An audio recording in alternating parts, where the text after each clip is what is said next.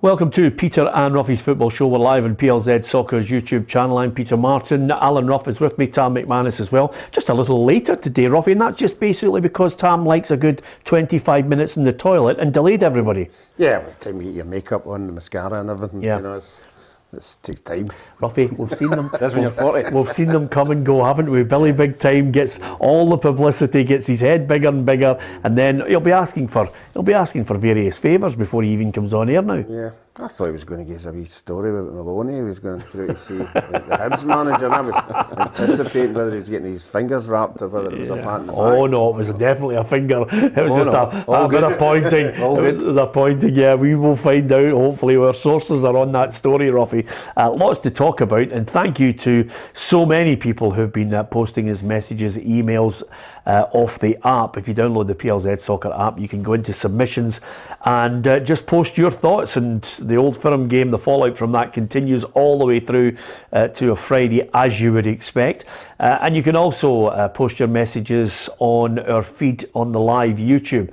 So try and keep it as decent as you possibly can, please, as we look ahead to the weekend's football. Congratulations to Ange Postecoglou, Tam. He gets January's Manager of the Month, unbeaten in 4. Yeah, I don't think that's any surprise. I think obviously the icing on the cake was the demolition the other night of Rangers. So, you know, what a comeback it's been. I think it's been a 26-point turnaround since the end of last season. It's huge. You actually spoke about it in the show. You know, you could see, you know, in the past it's happened with Martin O'Neill and guys like that. So I don't think anybody's seen this coming, to be honest. Not even the most ardent Celtic fan would have seen them, you know, top of the league at this point. So I think all credit's got to go to Ange Postecoglou. There was a lot of Ange who when he first got the job, but he's proven to be an absolutely tremendous manager so far for Celtic.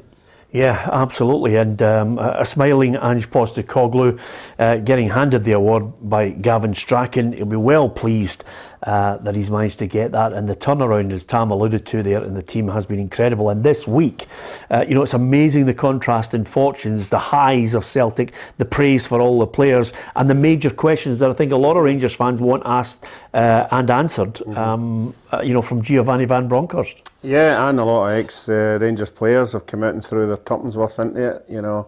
No fight, no passion, whatever you want to throw into that, you know, and so they'll be hoping that the Rangers players take this on board for the weekend's game, you know, because they were very passive throughout the game. Second half they're a wee bit better, but a lot of pressure on them. Hearts coming there, you know, in reasonably good form.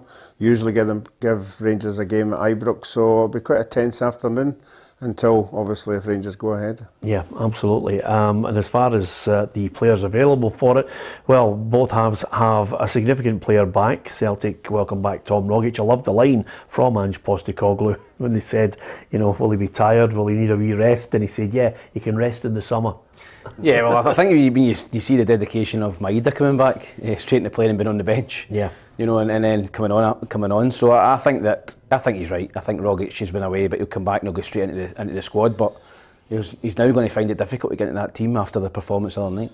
Yeah, the other thing about it that I think irritates a lot of managers, and I can understand maybe Giovanni Van Bronckhorst, just on the quiet, talking about players going in international duty, 15,000 miles almost for Morelos, never even get a kick of the ball for Colombia. Yeah, but the managers, the national teams don't take that into consideration. They're only looking after their own backs. They need to get into finals of big tournaments, so they just take a chance in taking these players all over the world. And unfortunately, it does look terrible to go all that way and not get on the bench and not even take part. But he'll be sticking to his guns, and it'll probably happen again. Yeah, before we talk about the games, I'd like to read out a few messages. Thanks to everyone for joining us on the feed. Lots of really, really good positive messages, although everybody hangs on your every word, Tam. And Ryan has got Ruffy by the throat on this when he says, Ruffy, just want to know if your shaky Celtic defence comments will be retracted.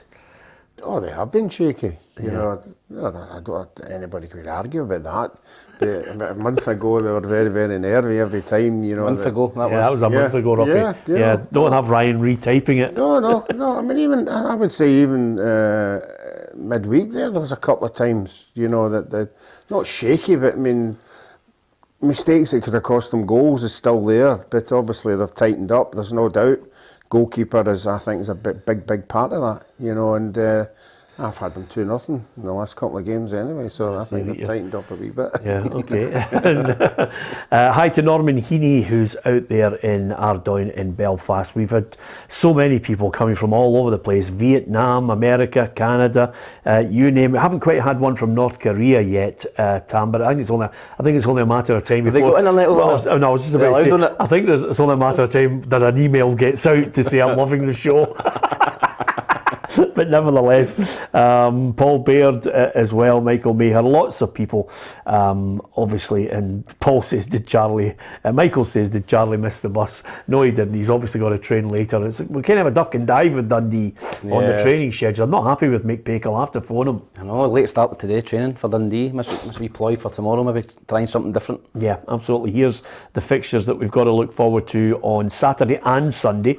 Dundee, Ross County, as Tam mentioned there, Hibs against St Mirren, Livingston-Aberdeen, St Johnstone against Dundee United, and then on the Sunday, Motherwell against Celtic and Rangers against Hearts. I just wonder, this time around, it's flipped, Ruffy. Celtic could increase the pressure on Rangers before they take on Hearts. Yeah, there'll be pressure there already. You know, the performance they put in against Celtic midweek wasn't good enough for the supporters or the manager.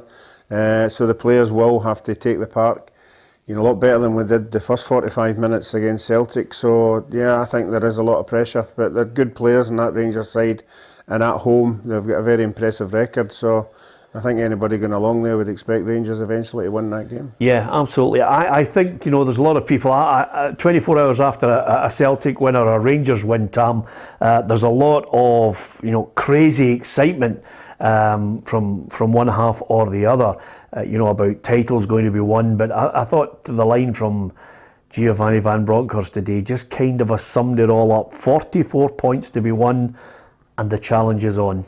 Yeah, listen, I think that it was a big moment for Celtic, but you've got to give them that. Yeah. The momentum they're going to get from that performance. It wasn't just a win; it was a real, you know, clinical display. You know, they absolutely battered Rangers, and that sent out a message, you know, to Rangers.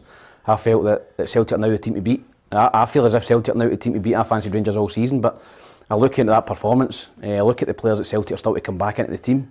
You know, possibly Kyogo, Rogic, guys like that still to come in. So all of a sudden, Celtic squad looks really strong. And Rangers, you know, I think they missed Morelos. You know, I've not said that many times, but Kemar Roofe was terrible. You know, he didn't threaten him behind. You know, he was poor.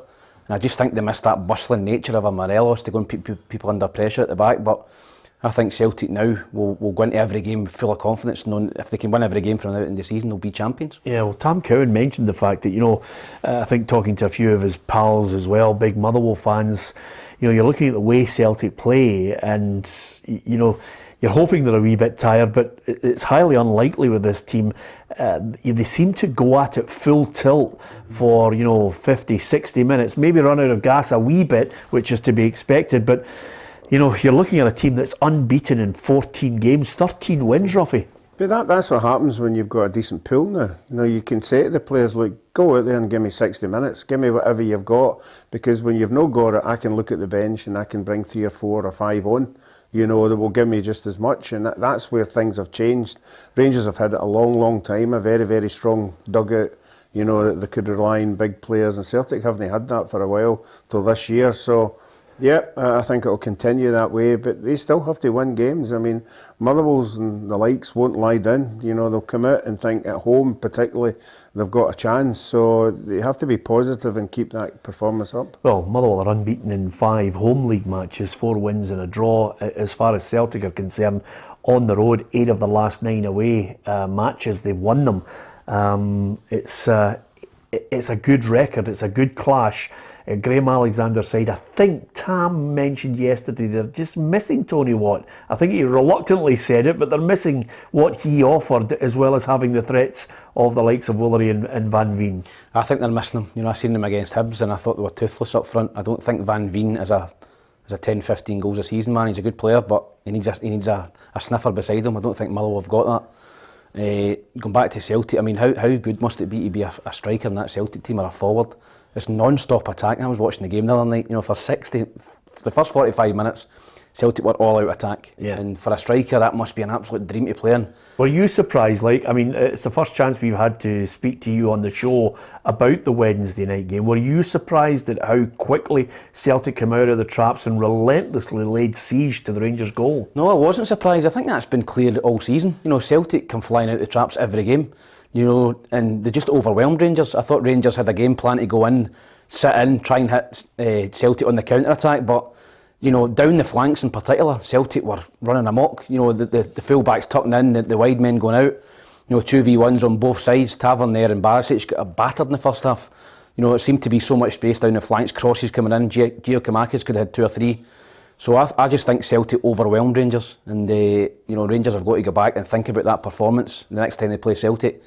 And they've got to change up the tactics, because the tactics for me were all wrong on the night. It's even more amazing, Ruffy, that they go into this game. Okay, Rogic, you're looking and saying, oh, who's dropping out if Rogic is coming back in, if he indeed is in the starting 11. But suddenly you had Matt O'Reilly coming in, which kind of it really took away the pain for any Celtic fan in missing Rogic.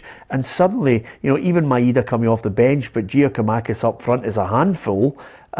Suddenly people are thinking, oh, Kyogo, while he is a fantastic player, they managed to sustain that loss. Well, that's the point I was making. You've got Rogic on the bench now. You've got that kind of quality, you know, waiting to go on, bursting to impress, you know, and that hadn't been there last year. But it's all changed now. The manager's brought in all these quality players, and every one of them that he's brought in has been absolutely terrific. Yeah, absolutely. Delighted to have so many people joining us and you know, just telling us where they're from. Graham Williamson is from County Donegal as well. We get a lot of people from right across the globe joining in. Nice part of the world, yeah. Donegal, have you been there? Yeah, I stayed in Derry, just over the border, but we used to go over to Donegal at the weekends, and it was lovely place. Big Pat Bonner's place, isn't it? Yeah. Bonner's for Donegal. Okay. Stuart Ramsey says O'Reilly has been superb. You know, Stuart, I think I'm glad you've narrowed it down to O'Reilly. Hatate has been immense as well. I mean, what about his engine, Tam? It's incredible. What a performance! I mean, for me, he looks as if he's the best player in Scotland already. And it was interesting to hear the manager after the game saying that he's not quite, you know, match fit yet. And I'm thinking, if he's not match fit yet, he's going to be a monster when he is. You know, I thought second goal, I thought McGregor, I don't know if you spoke about it, I missed the show yesterday, but I don't know if McGregor was at fault for the second goal. I thought he gave him too much space into that near post. Yeah. Certainly the first goal was a great strike, and he controlled the game in the first half of Callum McGregor. He's been a fantastic signing. Yeah, I think lots of plaudits for Hatate. There's a lot of Celtic fans absolutely loving what he's doing at the moment. If there's more to come, then they could have something special on their hands to the end of the season. So that's the positives about this one, Motherwell against Celtic. Ruffy, I don't know if you can remember what you decided to opt for in this one. I went for Celtic with that dodgy defence to win 2-0. Okay, I think I actually had gone the same, Ruffy. Don't quote me. I've submitted the scores so that the snake to my right can't make a complaint. What did you go for, Tom? I went for 3-0 to Celtic. I think it'll be a comfortable win for Celtic. I just think they're playing with so much confidence at the minute. They've got competition for places. I don't see Postecoglou, you know, letting up. You seen him after the game the other night, you know, very, very composed. You know, he reminded me a wee bit of Stevie Clark. You know, very, very grounded. Win, lose or draw, you get the same press conference, and I think that's good for the players. Yeah, well, if Tam's been very, very positive about basically the performance of Celtic, Ange Postecoglou, I think, is trying to keep a lid on some of the excitement. It's game by game, and he expects the same attitude that they showed against Rangers in the match against Motherwell. You know, I haven't sensed, or I didn't feel I would sense that I needed to come in and sort of address some sort of major shift in attitude around the place, because what we did the other night is, you know, what we've been doing for quite a while now, is overcoming whatever challenge is put before us. Okay, so he expects the team to be up and at it. Thanks to some people who are now giving us landmarks in Donegal. I'm not, I'm not sure what the value in is unless we're all going there for the staff party. But you never know.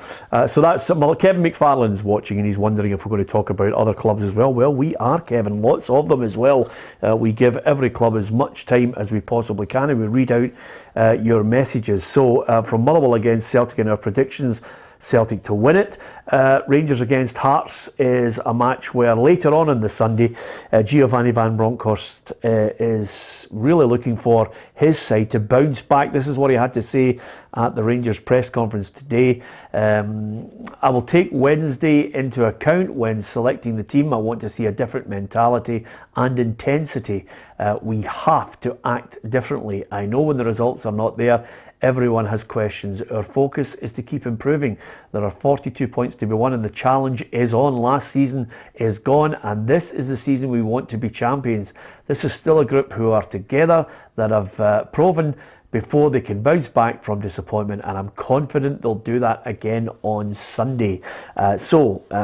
He wants them to really bounce back. I think the Rangers fans will be looking for a positive result against Hearts and maybe a change in the way they went about their business. Because I've heard a lot of people just talking about it, saying Rangers got their team selection and their tactics wrong. Was it as drastic as that, Ruffy? No, I just don't think the majority of them that just didn't perform on the night. I do think there'll be changes in that Rangers team. He seems to be a manager who doesn't mess about. If you're not producing it, then you're off the park. He did that at half time and midweek. I think he took 3 of them off, didn't he? Yeah. So no, he's not going to suffer. So it'll be interesting to see first of all the team selection. But I really do think the Rangers players will get a grip of themselves. I don't think they can afford to put in another performance like that, particularly against Hearts. So they really need to get a win, because anything less than a win will be not crisis or anything like that, but it'll be now people starting to say, oh, it's the same as when you buckled, coming back from the closed season. Yeah. And it's happened before and it seems to be happening again. So it needs to be a win. It needs to be 3 points. Yeah, and the pressure's on and the fans will let them know exactly what's expected of them. Although at home, they're unbeaten, I think, in something like 31 matches, Tam. It's not exactly... Hearts going there thinking they can cause an upset, because Rangers are good at home. They are, but Hearts went there early in the season, didn't they, and got a 1 each draw. I think the big boy Halkett scored in the last minute, so they'll be confident. I think Hearts are playing well. They look very solid at the minute. Obviously watched them during the week against Hibs. I think the lad Sims up front was a handful. He's quick, he's got pace, so he'll test Rangers at the back, but I think Rangers will make a lot of changes. I don't think Barisic will play. I think. Just out of curiosity, I need to pick up on this, because I think there's been a real sea change in some people's attitude to Barisic. I mean, I was speaking to a Rangers fan last night, a mate of mine. He said, Barisic has got to go, and he says McGregor will chuck it at the end of the season. I'm thinking, calm down. This is a team that won the league. Barisic, I thought at times. I thought Kent let him down as well, Tam, because Abada was running at him on his own. Yeah, he did. I don't think Kent helped him, but Barisic for the third goal in particular, terrible defending. Yeah. At schoolboy, you're brought to grow up as a kid to see the man on the ball. He's got to have a look round to see where Abada is. He's totally transfixed on the ball, doesn't see him coming in. It's poor defending. Hooked at half time. I don't think he'll play. I think Bassey will move to left back. I think Ryan Jack will come into the team. I think Morelos will play. I think there'll be 4 or 5 changes in that Rangers team, because there has to be. I think he's got to send a message out that is nowhere near good enough, so I think he'll make as many changes as he can. Yeah, I wonder about I do wonder about Diallo, whether he would start. I think he needs to maybe just get to grips with the Scottish game. I thought he looked good at times up against Ross County, but it was a different level for him. Well, it's not only a different level, it's a game he's never ever played in. Yeah. He's had a couple of Europa games, but the intensity of that game in midweek would have been something he's never ever experienced. So he'll learn from that. That isn't, as Tam said, it is an interesting one if the manager sticks with him, because he obviously must have something. They wouldn't have brought him there. So he's one you'll be looking at the team line going, well, is he going to give him another shot? But I think Jack will come in most definitely.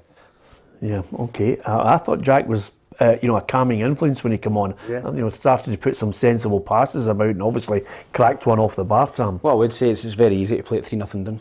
Being a player myself, when you're 3 or 4 nothing down, it's very easy to come on. It is. I think any ex-pro would tell you that when you're 3 or 4 down and the game is gone, it's easy to go on the ball and want the ball, because there's no pressure.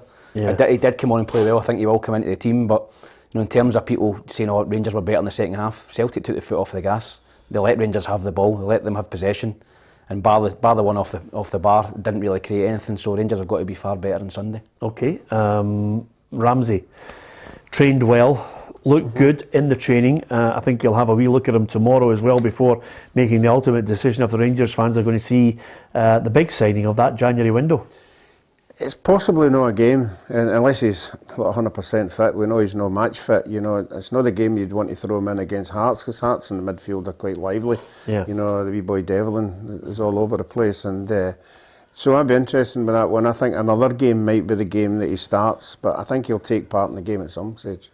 Yeah, I think just before they lock horns on Sunday, everybody will be looking and thinking, how's John Souttar going to perform for Hearts? I think John Souttar was keen, if he was going to go in that window, that Rangers stumped up enough cash to keep his current club happy, but they didn't do it. They tried to get John Souttar in the cheap, which for me is good business. If I was Rangers, I'd wait right to the death and go, well, here's 400,000, it's either that or nothing. Yeah, I think that's what they did, and I think Hearts were strong on that and said, no, we'd rather have the player. Big John was sitting in front of me at the Derby game, him and Halkett. I think Halkett's injured, so I think he'll play. I think he'll come back into the team. I know they changed it about with the back of Hearts and they got the clean sheet, but I think if Souttar's fit, I think he'll play. And I don't think he'll have any problems, going and playing against a team that he's going to be joining in the summer. He'll go out and give 100% for the club, the jersey he's wearing, the club that's paying his wages at the minute, and I don't see any issue. I think if Souttar's fit, he'll play. Yeah, and with that 6 months, everybody thinks, lots of footballers in Scotland have got an easy life, but you have to work hard because there's always uncertainty when it comes to contracts in the summer. Scott Arfield will be playing out of his skin to try and get a new contract. The contract talks are underway, Ruffy. I think Scott Arfield's been a good signing for Rangers. Yeah, Scott Arfield's one of these guys that, he does a lot of good things in the game, but people don't tend to notice. The good things that he does. He's one of these guys who just goes about his business and comes up with a wee flash of brilliance there and here and there, and he scores goals. Yeah. And the manager's already said he wants him next year, so it's all about negotiations, isn't it? Yeah, absolutely. Do you rate him, Tam? Yeah, I think he's a tremendous player. Again, I played him at Falkirk as a young kid. His attitude was always the thing that stood out for me. He had a great attitude. He always wanted to work hard, and he went down south and done really well down there and got himself a big move to Rangers, so I think he's still got a lot to offer Rangers. Okay, what's your prediction? I've went for 2-0 to Rangers. I think Rangers will bounce back. I think they'll win 2-0. Yeah, I've got them 1-0, Ruffy. I've went Rangers 2-1. 2-1. Okay, you can give us your view on that. Who's going to win that one, Rangers or Hearts? Could it be a draw in that match? It's all about predictions on a Friday, looking ahead to the weekend's football. That's Celtic and Rangers taking care of for their matches against Motherwell and Hearts, respectively. We're going to look at the other matches now, just to keep Kevin McFarlane happy. Also, you can give us your prediction on that. And if you get a chance, don't forget to hit the subscription on our channel and hit the bell, and you'll get all the notifications of our unique video content as well. We'd love for you to join us on a regular basis, as many are deciding to do, and thanks to everyone for the great figures that we are recording on Facebook and on YouTube with the channel. I think a lot of the boys are enjoying the banter, and we're going to have a fair bit of banter, Tam, coming up on the 10th of February. We're going to be heading out for a wee meal as well. Cowan's apparently spotted a restaurant. We'll be going into Bob Chambers' shop to see his gear, because I know you like your gear since you're so far. Close. Yeah, absolutely. Closed gear. Yeah, absolutely. I've done that gag before. It will be in there at Social Recluse in King Street in Glasgow with a few invited guests, and we're going to hopefully bring a couple of competition winners. Yeah, I think so. I think it'll be a great night. I had a wee look online at some of their stuff, and they've got hats and t-shirts and mugs and different things, so I think a lot of people would like it. It's a lot of retro stuff, it's a lot of kind of old stuff. So, and you being 40, I kid you not, this is the God's honest truth, if you walk out of that shop without having bought something for you or your wife, I'll be gobsmacked. It is totally your style. Yeah, no, I like to look at some of the stuff. I like the hats for the golf. Yeah. The bobble hats, the tammies. So do you know what they do that's really good and that we like it, as well as our merchandise, which is in there, Ruffy? We've got the Maestro tops and the Legends t-shirts and canvases, but they've got a fantastic canvas, which is, you know, the classic training shoe with the Oasis lines and everything like that. That's, that could be your wife behind if we ever get into lockdown again, you know, with the big frame. Oh, if we get into lockdown again, Ruffy will be happy. He's wanting a portrait here. Can he get away with saying his wife's got a big frame? Yeah, absolutely. And you know, the God's honest truth, I kid you not, Tam, at his 70th birthday surprise party, when he walked in the door and your wife was sitting in the table at the front, he thought I'd arranged a special birthday surprise for him. Yeah. He didn't know because he'd never met her, you know. I thought I was going to have to resuscitate him. It was fantastic. Anyway, you had to be there. Dundee against Ross County. God, they haven't won in 8 games. Dundee are right I know. Up against it. They are up against it, and I think Charlie said the other day he knows they're up against it. This is a big game for both sides. Obviously Ross County have went there and hammered them, so they'll go there a wee bit of confidence. I just feel Dundee just need a wee spark, you know, to start their season, and I don't know why, but I think I've went for them to win this game. Obviously they've got Zach Rudden up there. Zach's very confident. Wouldn't surprise me if he gets his first goal at home. So I think the home advantage, but I mean Ross County aren't going to lie down in that game at all. Yeah. There's a gap there, you know, if the result goes the opposite way, and it's a big gap. You're obviously cheering Zach Rudden. Dundee haven't scored in 5 of their last 6 games. I quite fancy Ross County, to be honest. I look at the game, I look at the table. Ross County have got goals in them. Regan Chalscoot, I think, is the joint top scorer in the league with 10 goals. Big Jordan White's chipped in with a few. Who's Dundee? Who's going to score for Dundee at the minute? That's the issue, and you just said that with the start there. So I quite fancy Ross County. I think I've went for a draw and predictor, but I do quite fancy Ross County. I don't think Dundee will win the game. Yeah. I think if Ross County win the game, they will be near enough safe from the bottom spot. I think they'll go 8 points, 9 points clear. I think that's too big a gap. Yeah, it's not a bad shout, Tam. I can't separate them. I think Ross County have got 1-1 at Dens Park. Yeah, well, they went there. They're going to be sitting in the dressing room going, remember the last time we came here, we absolutely ran riot, and they ran riot because the 2 players that Tam's just mentioned there ran riot and they couldn't handle them. But you're right, you know. But I always think that things are totally and utterly against you, that all you need is a wee spark to turn it round. Yeah, absolutely. Joe's just mentioned on the feed there, he says, how come every time Tam Cowan talks about the night that he's having, he's always talking about going for a meal and having a bevy? Maybe that should be for off air.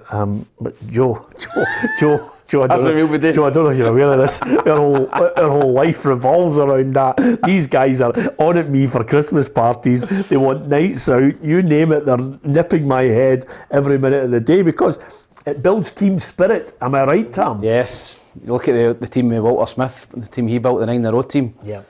The team that drinks together, wins together. Well, maybe a bit different nowadays, right enough. I have to say, Walter always said to me, when we would get to the end of the season, you'd get a lovely sit down with him. The boys played hard and knew when to party. That was the thing about it. That 9-in-a-row team worked really, really hard in training, produced it on the park, and when the time was right, they could have their blowout. And I think that was the key to that. And a lot of people forget that about that side. I think it is. I think all the best kind of better teams and good teams I was in, you had a good team spirit, and I think that builds it. You know, going out together for a meal, going out bowling, you know, going to the races, whatever it is, just being together and getting to know people. Yeah. You know, pre-season, going away for trips and all that. I think that's the best. If you're going to, you know, no speak to the guy next to you and you're kind of don't like people in the dressing room, you're not going to run that extra yard from on a Saturday. And I think it's important that you get that team morale right. Although it's not definitive, because we all went out to the racing and we built up a good bit of team spirit, and then the badge kisser left us for Radio Clyde. It's unbelievable, wasn't it? That was the night you had a 50-1 winner. Oh, 80-1. 80-1 winner. 80-1, that was fun. You're sick, by the way. Tam was the only guy that gave me told him to bet it. I know, but he was the only guy that gave me a pat in the back. You were looking at me going, I'm gutted. My horse was second. Yeah. That's why.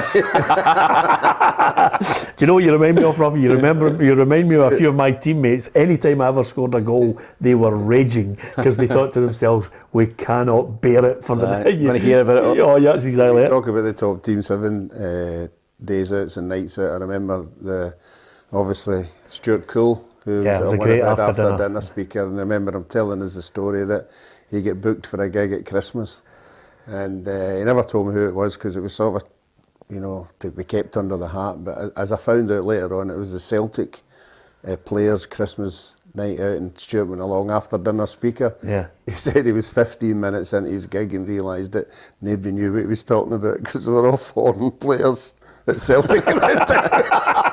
90% of them were all foreign, and he's doing his full boona, and they were all just sitting looking at him like that. Yeah, know your audience. It's as simple as that. I've been there as well. Dundee against Ross County. I've got it as a draw. Did you say what you were going for in that one, Ruffy? I went for Dundee 2-1. I think I went for a draw. Dundee 2-1? Yeah, I think I've went a trying draw. to catch up with Alison. He's trying to stay. Trying to catch I up think with I've went a Alison. draw. I don't see Dundee win the game. I think a draw is the best we'll get. Yeah, the funny thing is, sometimes, I don't know about you, but see if you're in a car with somebody and you're forming a friendship, I think you go a little soft. And that's clearly what's happening now. Ruffy's in the car with Charlie, having a wee chat, talking over Charlie all the Doesn't he chat? There he is. I wish he would chat. He's never off that phone. Yeah. It's just that. Yeah. Every time it dings. That was the problem in the first place. Let's go to Hibs against St Mirren. Hibs against St Mirren.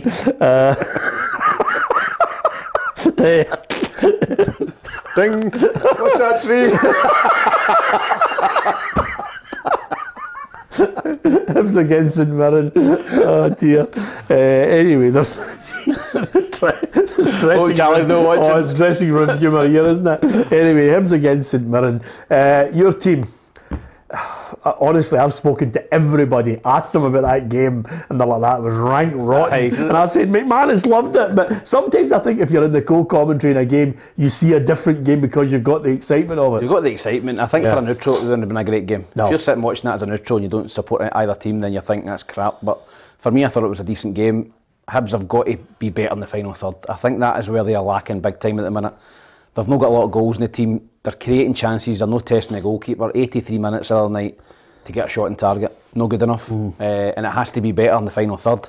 I think at the back now with Rocky and Porteous, both were excellent the other night. I think they've got a good, strong back four. I think that in the middle of the park with Newell and Jake Doyle-Hayes, solid enough. But the front three or four have got to be better. They've got to create more chances and they've got to take more chances. Have they not got a ready-made Boyle? To come in, not be as good as Boyle, but to do the same pace, get into the byline. I think that's a big ask to ask for somebody they're not ready-made. beyond the books. No, they've signed a lad Jasper on loan. I thought Mueller had a good touch. Muller's a decent player. He struggled the other night, but I think it was his first derby. And I think he thought he could get 2 or 3 touches in the ball, but he get caught early doors in the ball. But you don't do that in a derby game. But he's been pretty good once he settles in and acclimatises. I think he'll be good. But Jasper, I think, is a lad they've brought in, a young lad on loan from England who's supposedly quick. I think he'll be involved tomorrow. Dimitri Mitchell on the left-hand side is quick. Come on the other night and done well. So I like Mitchell. Do you? Yeah, I think he's been good. I think he's got great pace, and I think that's. But I don't know. It's a centre forward area for me. Nisbet is hit or miss at the minute. I thought he played okay the other night. I thought he played pretty well, but he's struggling to get goals. He had a great chance the other night. Again, he tried to hit it with his right foot when he could hit it with his left. So I think it's in that centre forward area that Hibs have got to be more clinical. I'm not impressed with Nisbet. I know there's an odd flash here and there, but see that point you made there? He's always waiting to try and, I don't know if he's obsessed by this, curl it into the corner. When some strikers who've got the technical ability, that ball's in, it's a derby, you've got one moment of inspiration, hit it with your left, bang.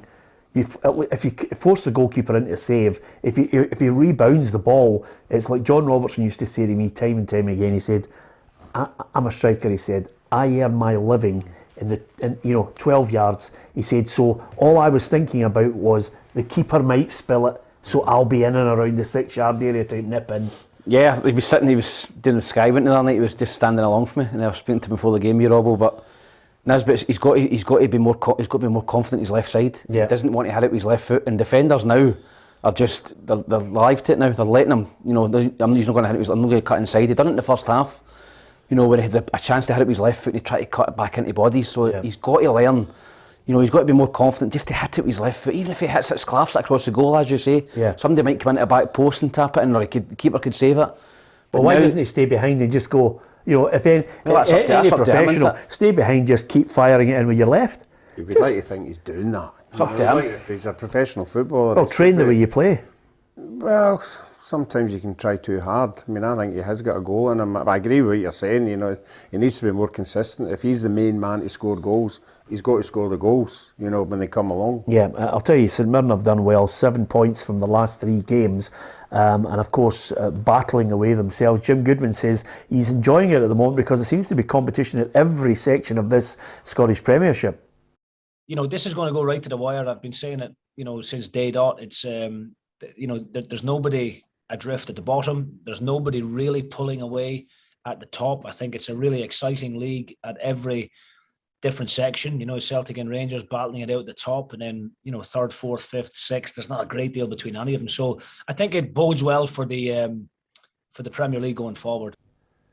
Yeah, absolutely. There's a fair bit of competition. I personally would like to see a bigger league of 16 teams, and you could still have this obsession with 4 times a season, the way you would split the league. But the one thing about it is we all know that the playoffs work. It's tremendously exciting. If you've got the top part. The middle section for me is a little bit dull when people go, oh, let's get into the top 6. You know, apart from a few £100,000 here and there, there's no real excitement. It's the bottom end where suddenly you're looking, and as Jim said there, you're not utterly confident that you're away from it. There's not that big a gap at the moment. I think the playoffs have been a brilliant addition to Scottish football. I think it's been a long time coming. You know, I can remember when I was playing, so say early 2000s, you know, in the Championship, there was times where if you were sitting 4th or 5th with 3 or 4 months to go, you couldn't win the league. Their season was essentially done. Yep. It was the same in the Premier League. You know, if you were sitting in, you know, 3rd or 4th bottom, you know, you were 15 points clear of bottom, you couldn't get relegated. So I think it's been a massive addition. I really like it, and I think the players like it as well. Every player I speak to likes the playoffs as well. It's great for the fans. So I agree with you, with the bigger league. I think I would take less pressure off managers and players in terms of relegation. But I like the way it is now with the playoffs and the, you know, bottom 3, top 3. I think every club's basically got something to play for. You know, Partick Thistle's something to play for, playoffs. Yeah. Wraith Rovers something to play off, playoffs. Same at the bottom. So I think it's been a brilliant addition to the playoffs. Yeah, absolutely. Do you like it, Ruffy? I would go 16. I would go the same split, 8 and 8. But I would make it like not an easy street down at the bottom. I'd make it 3 relegated. What? Aye. If you're going to put more people in the league, I think another one should come under the pressure, because it would become, as Tam said, there would be teams in a wee comfort zone going, oh, well, I'm 3rd bottom. Yeah. Doesn't really matter to us. But if you make so maybe 2 relegated and 1 in a playoff. Something like that, yeah. Yeah. Well, maybe. And the reason why I like the idea of 16 is to try and give the clubs a chance to really, you know, look at some games and think, right, I can now blood the youngsters, I can throw them into a game, I can give them that experience, you know, and get more of a pool of Scottish players, because the good ones that we do produce at the moment, and, you know, from your own experience of, you know, coaching at the SFA, a lot of the clubs are working hard to try and bring through more and more homegrown talent, Tam. We're not at the levels when Ruffy was playing, where everybody, you know, you had a bigger pool of players and you could afford to lose a Brian McClare down south because you still had another good Scottish player that would replace him. We don't have as much of that, and I would like to see more and more kids getting the chance to play in the top team. Yeah, I would definitely give managers a bit more leeway in terms of, you know, relegation. You know, we're speaking every week about managers under pressure. You know, managers that are starting to drift towards the bottom, you're going, oh, he's under pressure, he needs a result. You know, as you said, with 16 teams, I think it would lessen the pressure. It would maybe afford a manager to go, listen, I've got this boy to come through, he's only 17, I don't know if I can play him in this game, but if we get beat here, I could lose my job. You know, you might just put him in just to give him an opportunity when there's less pressure. So I do agree with you. I think we are starting to produce young players. Alec Lowry's a great example of that, a young boy come through at Braidhurst as well. So in the performance skills, there is some real quality coming through, and hopefully they get an opportunity to go and play in first teams the next 2 or 3 years. Yeah, absolutely. I've spoken to a number of the coaches at the lower level, the younger teams, and they're talking about players that are real prospects coming through, and, you know, the more the merrier for us, so that we somehow get Scottish football back up to a level where we can attract, you know, good players, but be able to brag about the really good players that are Scottish, that are home based, that give the international manager a chance, and obviously get a chance. I think the big difference now, south. Peter, is a lot more dedicated off the pitch. I think certainly when I was coming through, and even before then, there wasn't a lot of, you know, sports science. There wasn't, you know, diet. there wasn't, going to the gym. I think, the guys the young players I work with, whether it's St Mirren or Partick Thistle or Motherwell or Hamilton Accies, they're in the gym 3 nights a week as well. They've got eating plans, they've got sports scientists telling them what to eat, what not to eat. So I think we're going to produce better athletes going forward. And I think that's been a real problem, in terms of producing athletes and not just good football players, but big, strong athletes that can go and compete as well. Yeah. Do you think I should look round at Ruffy and get any kind of point from him? The only thing I can sum him up, the word that springs to mind with Ruffy right now is jammy, because you were such a good goalkeeper, but you played in an era where we had so many great Scottish players, but as Tam said there, their application to their professionalism may not have been at the level that some players are showing now, but they had great technical ability. They did, and there was no dietary stuff, you just I remember one particular, not me, I remember one particular time we were playing Wales in a British Championship, and we were staying in this hotel, and I was sitting beside Kenny Dalglish, and the waiter came in and he said, "What would you like as a starter, Mr. Dalglish?" And Kenny says, "I'll have smoked salmon and prawns, please." And Big Steen went right up to him, "Do you have smoked salmon and prawns in the house?" And he went, "No," and he took it off him and just tipped it right out his head. Just tipped the whole thing right out his head. He's seen everything. Johnstone was away ahead of himself. Yeah. He was watching. He's ahead of sticking salmon and he'd be up in front of HR this year. People would be going mental. Yeah, I mean that was never suffered anything. You knew where you were with him. My favourite story was I was amazed that it was a documentary where Terry Venables was talking about how good Jimmy Greaves was. Now, I love Jimmy Greaves. I thought he was a fantastic footballer, but he scored on his debut for all 5 clubs that he was signed for. And when he signed for Chelsea, Terry Venables says, he said, "I remember on the Saturday, it was about 12 o'clock, we went for steak and chips." And then Jimmy went out and scored on his debut. Steak and chips on a Saturday at 12 o'clock, Tom. I wish I was born in that era. I don't know what better, maybe. My diet was horrendous.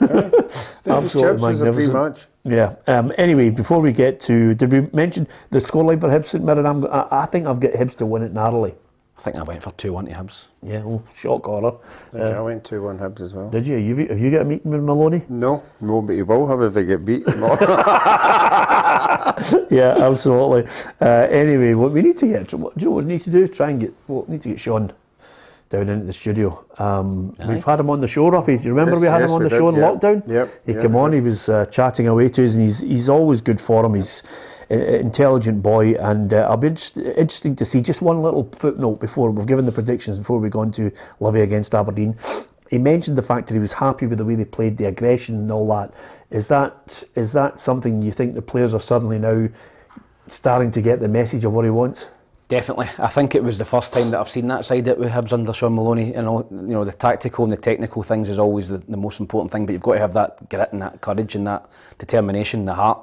And I thought Hibs showed that in bucket loads, and the fans responded to it. The fans want to see that every week at Easter Road. They want to see the players going out and giving everything they've got. If you want to play good football, great, but you've got to be hard to beat. You've got to throw yourself in front of the ball, make tackles. That's Scottish football. That's what the fans expect when they pay their money. So I thought the Hibs got that in buckets the other night. They've got to do the same again tomorrow against St Mirren. Yeah, okay. Will St Mirren get Lee Griffiths? Is St Mirren the type of club where Lee Griffiths could thrive? Is it a Falkirk? Where else could he possibly go? Only time will tell. Livingston against Aberdeen. It's intriguing because I'm looking at it and I'm thinking to myself, Livingston at home. I hate their pitch. I'll keep banging on about it. Should never be in the top flight with a pitch like that. And they're coming up against an Aberdeen team that, God, you wouldn't put a fiver. You wouldn't put a fiver on to win anything at the moment. Well, I might tomorrow because I think they've got a reasonable record at Livingston. I don't know why, but they're still in the games and they've drew a couple. They're not getting turned over or anything. So again, I think this is a result that could go either way. But surely can't be betting in Aberdeen. Only Dundee have a poorer record away from home than Aberdeen. Yeah, but they're scoring goals now away from home. And I think and still not winning. I know, but I don't think Livingston. I know it's home advantage, but No, it's one that I'm just throwing out there and hoping I can get maybe 5 points. Yeah. That's the way I'm looking at it. So no real insight other than nothing. Just give me 5 points. Yeah. You've got to look at their strengths as well. I mean, for all the play, and they do play some nice football on the deck, Tam, when they get a set piece, the fear of God in the opposition.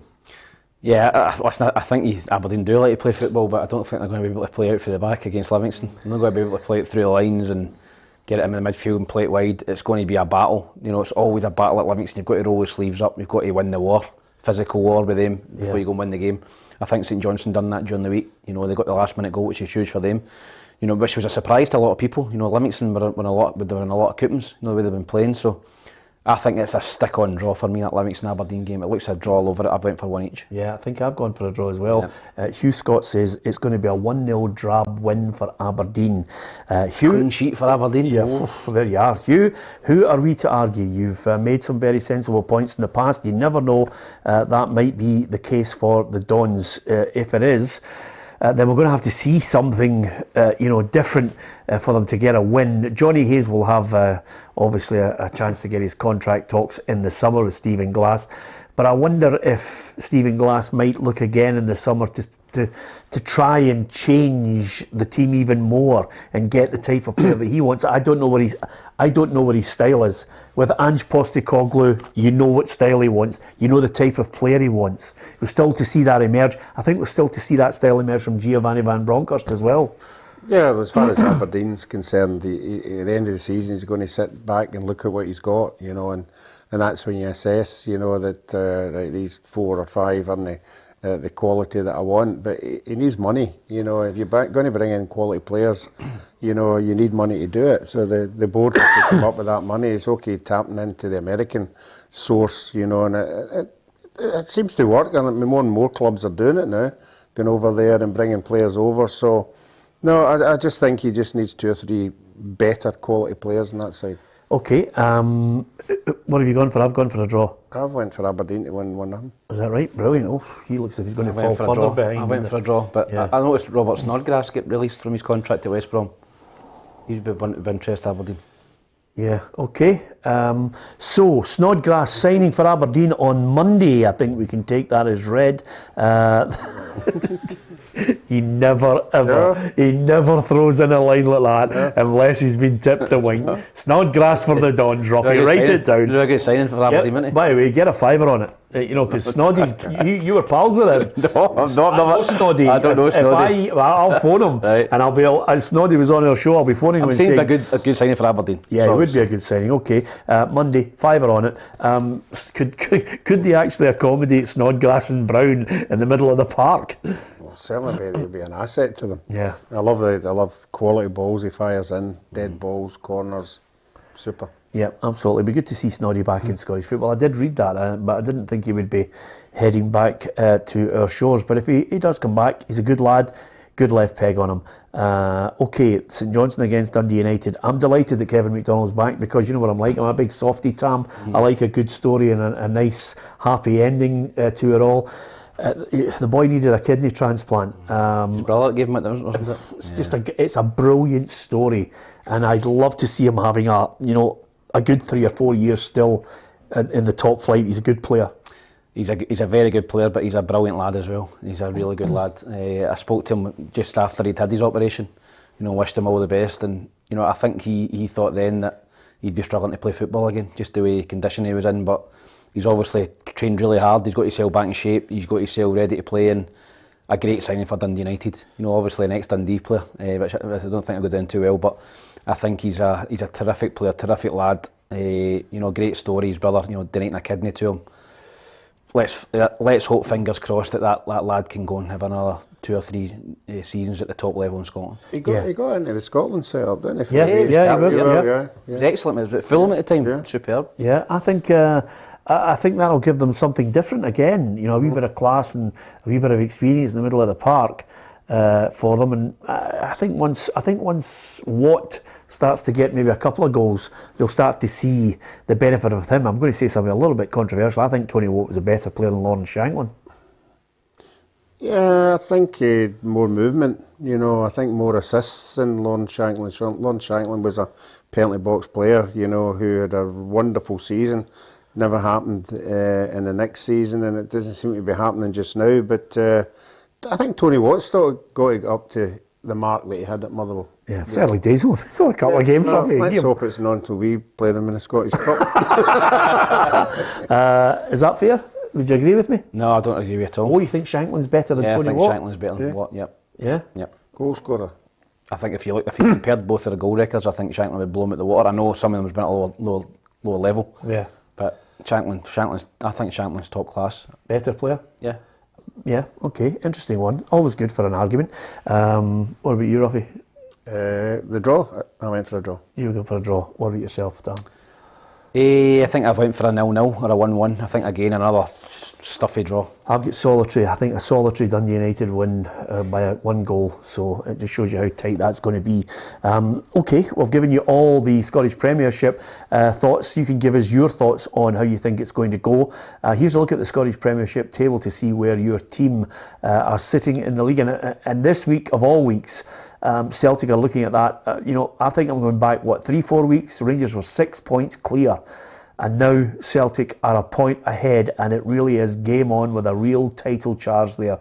There's another league, as Jim Goodwin alluded to, trying to finish in 3rd place. Hearts certainly in a strong position there. Maybe Motherwell, Hibs and Aberdeen are just a wee bit too far back to mount any kind of a challenge to catch them in 3rd. You guys might want to disagree with me on that. And then at the bottom end, well, listen, you could throw a blanket over any one of 3, possibly 4. I think St Mirren might be, if they get another win, starting to feel, as you said, Tam, ever more confident, like Ross County, if they could get another win. I think if Ross County win, they'll go 8 points clear of the bottom 2. I think that's a huge gap at this stage of the season, so that is a big game, and you might just end up a head-to-head straight fight between St Johnstone and Dundee to see who goes down, see who's in the playoff. Yep, okay. That's how it looks in the Scottish Premiership table. You can give us your thoughts on how you think the teams are going to do. Your favourite team, will it be Celtic against Motherwell? Will there be a slip-up? I mean, all the Celtic fans' excitement. If they slip up against Motherwell, what's the point in beating Rangers? Rangers fans will know exactly what's happening and what they have to do by the time Hearts run out onto the pitch, because Motherwell and Celtic will have finished. So there's a lot to play for in this one. Give us your thoughts on it. And don't forget, you can subscribe to our PLZ Soccer YouTube channel, and that will keep you right up to date with what's happening. You'll get all the unique video content. There's dream teams in there. We've got classic that games. We've got some great players who've picked their ultimate dream team. Tam's picked the best 11 players that he played with and left out Gascoigne. You can draw your own conclusions from that. Ruffy picked an unbelievable 11 that he played with. It was just absolutely sensational, some of the players that Ruffy played with. He's got Zico in his team. Paul Hartley? Yeah?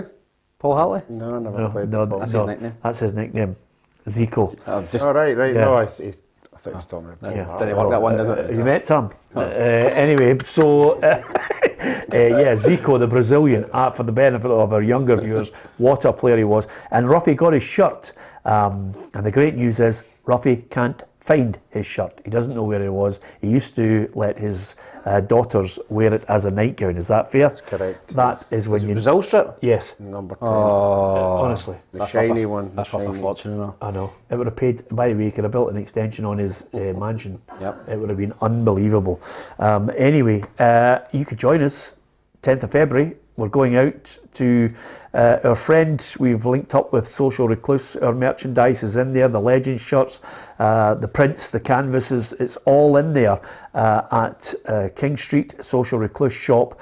And you can get in there and purchase some of our merchandise. But I'll tell you right now, Bob and his lads at the shop have got some fantastic gear. We're going to be in there with a selected audience of friends of the shop and some friends of our own.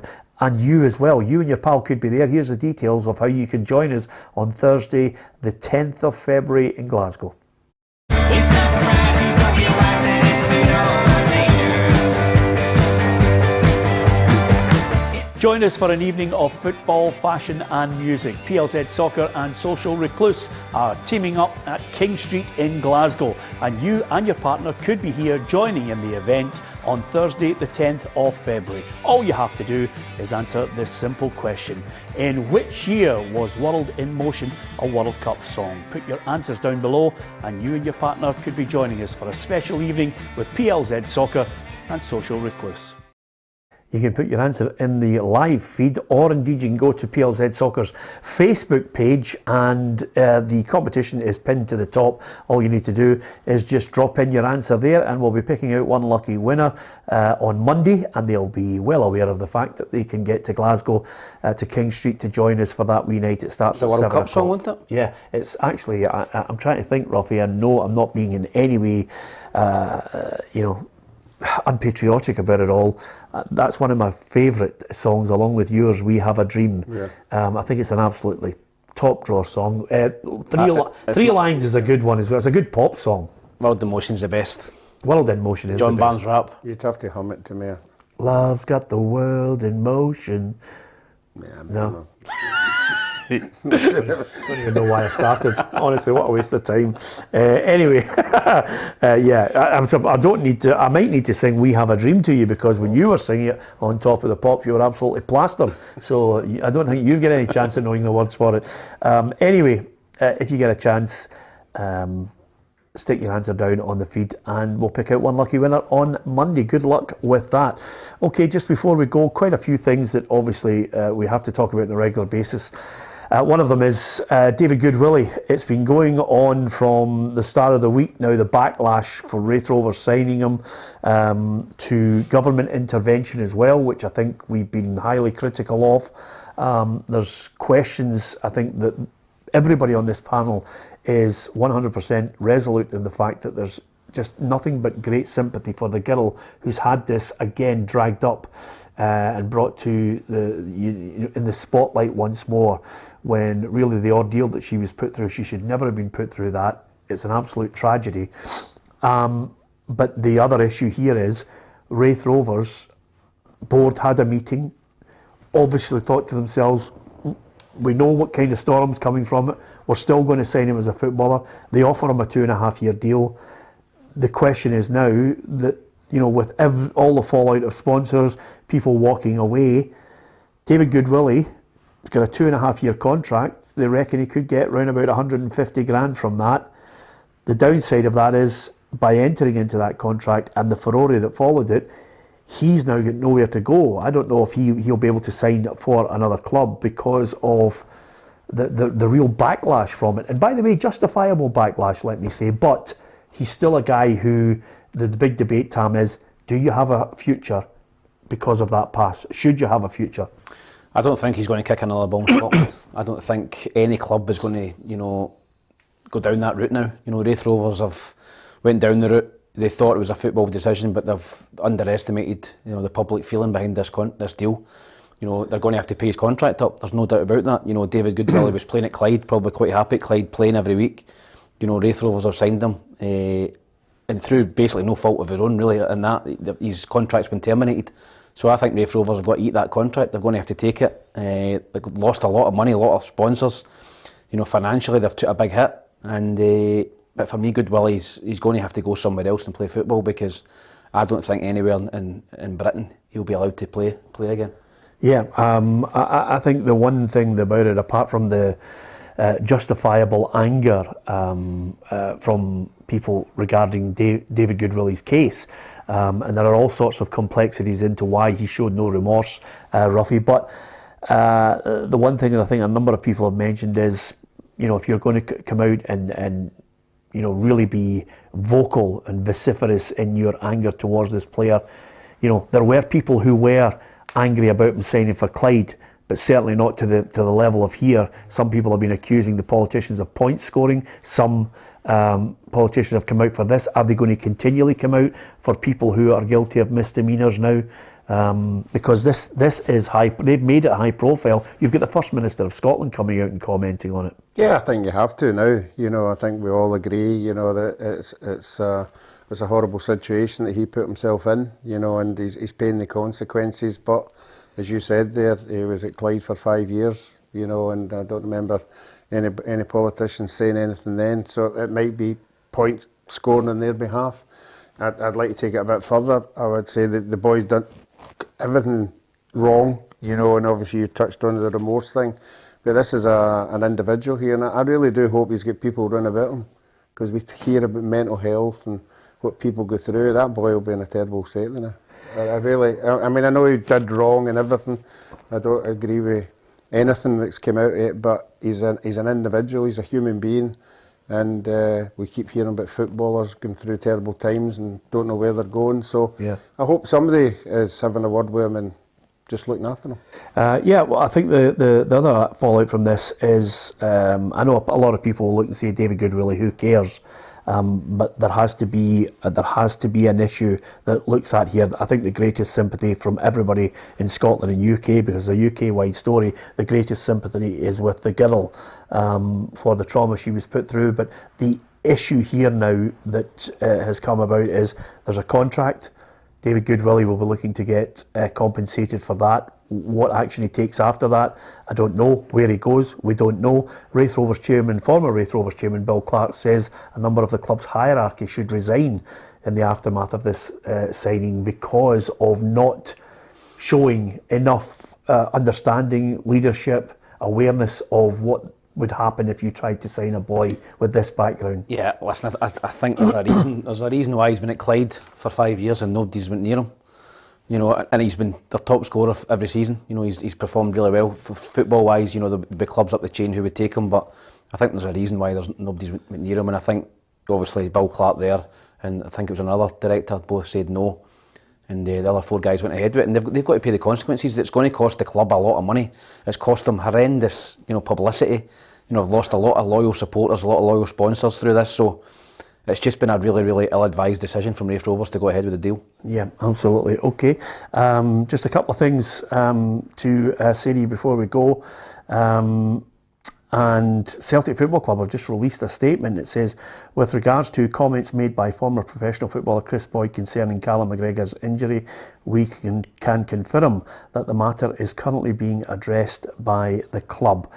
So I know that caused a fair bit of consternation among Celtic fans with regards to the mask that Callum McGregor was wearing in comments that Chris Boyd has made. That is an argument between Celtic and Sky Sports and Chris Boyd, not for the likes of our programme to discuss the merits rightly or wrongly of another broadcaster. Once you get down that road, lads, I think we're all goosed, because we'd be getting battered as well. It's all about opinions on it. We give you an opinion on the events on the field and off them, and they are very, very hot topics that we don't avoid. We'll try and give you our honest opinion. Some you agree with, some you don't. Don't forget to subscribe to our YouTube channel and hit the bell as well. We'll be discussing all the weekend's Premiership results on Monday's show. Join us if you can. Peter and Ruffy's Football Show on PLZ Soccer's YouTube channel. You can subscribe to the channel, you can hit the bell and get the notifications, and download the app. It has all the breaking stories across the UK, Europe and global football as well. If you get a chance, it's in Google Play and in the App Store. From Tam, Ruffy and from myself, Peter Martin, thanks for watching.